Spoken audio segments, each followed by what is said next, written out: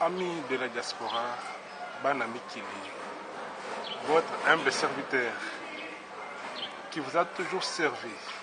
Aujourd'hui, il reçoit pour vous le président Mokia.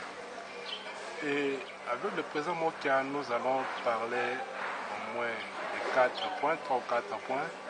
Tout d'abord, de son incarcération à la prison de Makala.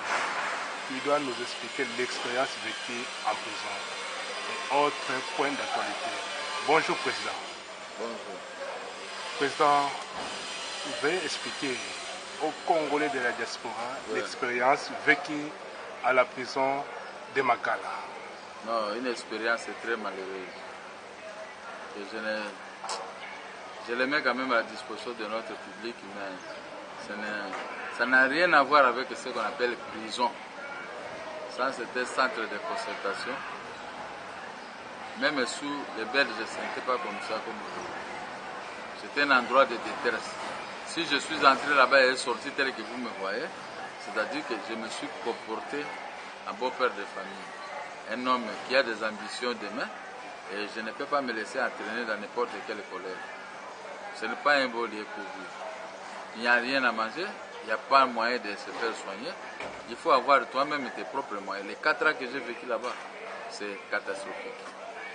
Catastrophique, président Mokia, on vous a mis en prison, vous avez raté les élections et vous étiez en prison. Comment vous avez suivi l'évolution du déroulement des élections de novembre 2011? Non, avec regret parce que celui qui a gagné les élections, on l'a privé. On a proclamé quelqu'un d'autre. Mais Dieu lui-même, il sait. Il paiera à chacun selon sa justice et fidélité. Nous pouvons tromper, mais Dieu ne trompe pas, mais il connaît, il frappe toujours. C'est-à-dire que j'ai vécu ça moi-même. Je croyais que derrière moi, il pouvait y avoir des gens pour briguer la magistrature suprême. Mais quand les vieux Tshisekedi est rentré de l'Europe, je suis arrêté. Lui, en étant convalescent, il est rentré et directement il s'est mis debout. Il a fait une très belle campagne que les autres n'ont pas pu faire. Ah, je dis Dieu merci. Dieu merci, on a quand même quelqu'un qui doit faire notre honneur, l'honneur de l'opposition. Et il a réussi. Il a réussi, ça c'est un messier leader à féliciter. Je ne peux pas le flatter, je n'ai pas l'art de flatter. Vous n'avez pas l'art de flatter, mais il vous a reçu pas plus tard qu'hier, le président Mokia. Comment sentez-vous par cette réception et qu'est-ce que vous avez, les points que vous avez discutés, qu'est-ce que ça vous a amené, président? Non, je ne peux pas étaler les points vraiment à la place publique. Mais d'emblée, je vous dis seulement, il m'a demandé 3 choses. Nous avons discuté pourquoi moi je suis arrêté. Deuxièmement, comment je vivais en prison tel que vous venez de poser la question.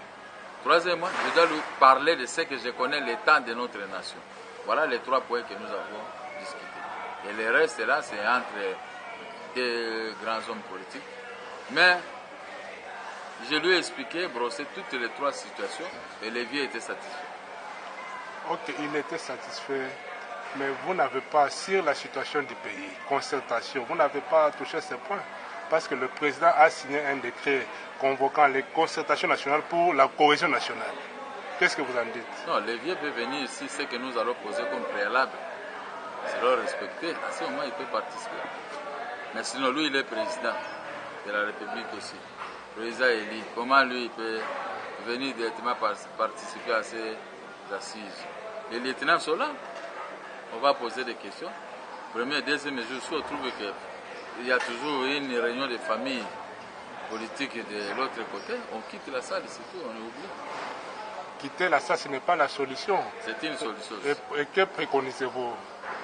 La non-participation de l'IDPS, bien sûr, c'est toujours un événement à ne pas accepter. Il faut éviter que l'IDPS ne participe pas, sinon c'est 0. 0, mais voilà. Vous, votre non-participation aussi. C'est toujours 0. Si je ne suis pas là, l'IDPS n'est pas là. Le reste, les décisions qui seront prises seront opposables à qui? Et qui pourra respecter ces gens de décisions? Parce que moi-même, personnellement, je ne suis pas un homme qui a besoin que